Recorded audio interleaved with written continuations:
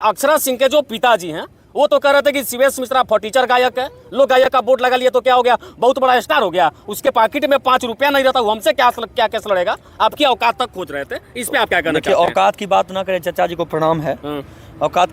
Hello friends, कैसे आप सब? उम्मीद करता हूँ आप सब बहुत अच्छा होंगे। अभी देख रहे थे कि भोजपुरी तबाही, यानी कि बताया जा रहा है कि शिवेश मिश्रा को जो है अक्षरा सिंह के पिताजी ने बोला है, यानी कि बताया जा रहा है कि फटीचर गायक है।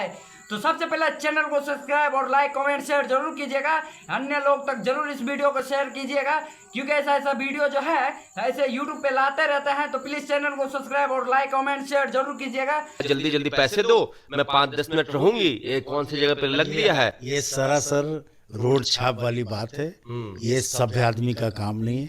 उन्होंने सबसे पहले जो है यानी कि बताया जा रहा है कि इस वीडियो को पूरा एंड तक देखिए और उसके बाद फुल समझ में आएगा भाई जो क्या मैटर हुआ है, कैसे मुद्दा पे बात हुआ है, कैसे ये हुआ वो हुआ, तभी समझ में आएगा। क्योंकि हम लोग जो है एक्चुअली में ऐसे आपस में विवादित कर लेते हैं, खुद से खुद कंफ्यूज रहते हैं ऐसे में। तो इस वीडियो को फुल देखिए और